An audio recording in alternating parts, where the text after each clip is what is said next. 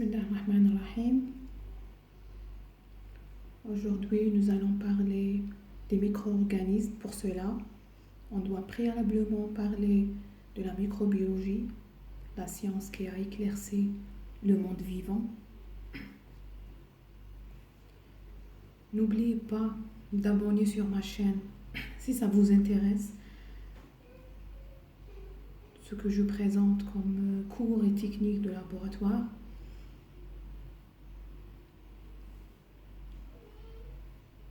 Commençons par les définitions. Micro veut dire très petit, organisme, un être vivant. Un micro-organisme, c'est un être vivant qui est tellement petit qu'il faut un microscope pour le voir.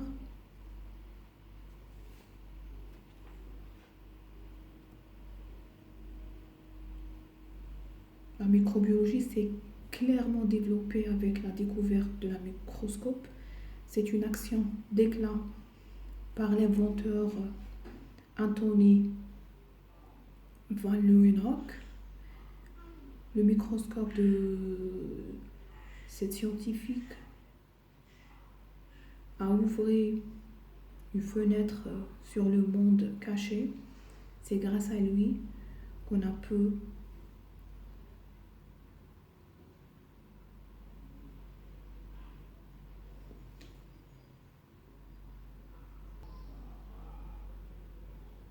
voir les différents micro-organismes aujourd'hui. Les micro-organismes sont représentés par diverses formes de vie, dont les bactéries, les champignons, les archéobactéries et les protistes, les plantes microscopiques, appelées autrement algues vertes, et les animaux tels que les planctons, l'amibe et les virus. Puisqu'on parle de la microbiologie, il y a 3 grandes familles de microbes qui sont les parasites, les levures et les champignons, les bactéries et les virus. La structure et l'organisation d'une cellule prokaryotique, l'exemple d'une bactérie.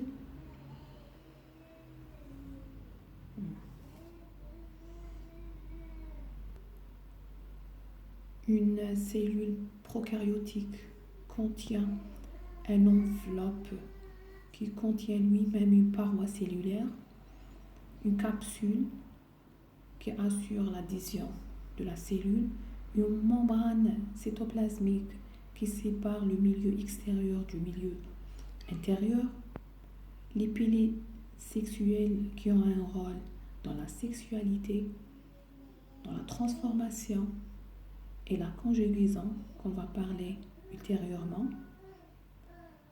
le nucléoïde qui contient le matériel génétique, le cytoplasme avec les ribosomes qui ont un rôle dans la synthèse protéique, le flagelle qui a un rôle locomoteur dans le déplacement de la cellule.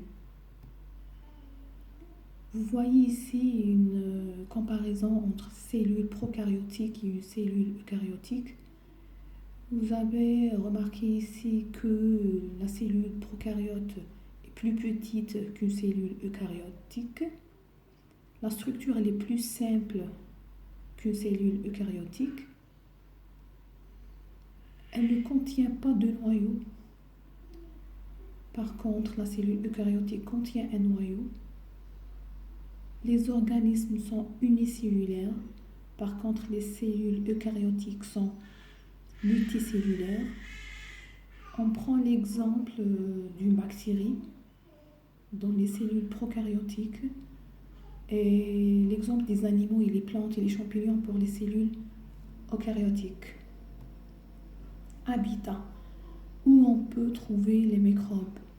Les microbes sont partout, dans les océans, dans nos mains, sur les tapis, sur la peau. On prend l'exemple ici des acariens qui forment un groupe important des microbes qu'on trouve sur la peau, dans les lits, sur les tapis. C'est des microbes de 0,2 mm de taille.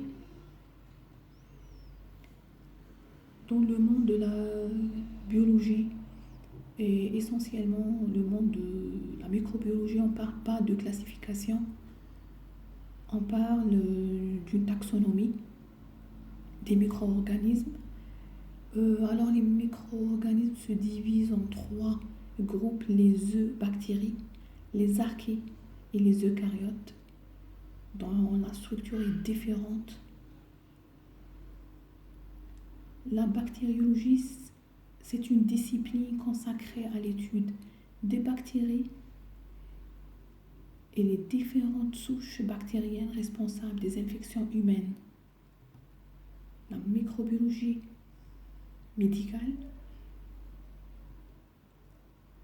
la microbiologie ou la bactériologie médicale est une étude en réalité qui s'attache à mettre en évidence là où les différentes souches bactériennes responsables des infections humaines. Les formes des bactéries, plusieurs ou 3 formes différentes de bactéries sont de forme sphérique ou en coque. La forme bâtonnée, elle est fine, et la forme spirale. La forme sphérique, on prend l'exemple de staphylocoque ou bien les staphylococcus. La forme bâtonnée, l'exemple de lactobacillus. Et la forme spirale, on prend l'exemple des campylobactères. La structure d'une cellule bactérienne, elle est presque la même d'une cellule prokaryotique qu'on a déjà parlé. Alors, une bactérie contient une capsule pour la protection, une paroi cellulaire, une membrane plasmique, du cytoplasme, les ribosomes pour la synthèse protéique, les plasmides, les piliers sexuels et de transport aussi, le flagelle et le nucléoïde qui contient le matériel génétique de la bactérie. Dans ce tableau, j'ai fait les différents compartiments d'une bactérie avec leurs fonctions. Alors, les ribosomes ont un rôle dans la synthèse protéique, les endospores ont un rôle dans les conditions qui sont défavorables. La bactérie commence à faire une sporulation quand les conditions sont défavorables.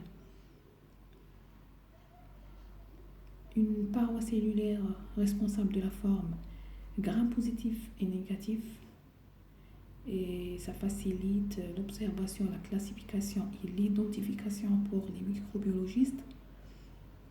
La capsule a un rôle d'adhésion, le flagelle un rôle locomoteur, les pélis pour la fixation et les nutritions, le matériel nucléaire comporte le matériel génétique. Les mésosomes séparent la membrane nucléaire lors de la division de cellules. En fonction de l'habitat d'une bactérie, il y a une erreur ici en fonction, c'est EN, c'est pas en. Alors, en fonction de l'habitat d'une bactérie, on parle d'une bactérie saprophyte, c'est-à-dire une bactérie qui existe occasionnellement mais ne provoque pas d'infection. Les bactéries commensales qui existent naturellement chez un sujet normal, bien sûr, ne provoquent pas une infection. Et les bactéries opportunistes qui deviennent pathogènes chez les sujets immunodéprimés. Voilà, on a terminé ce cours aujourd'hui. Merci pour votre attention.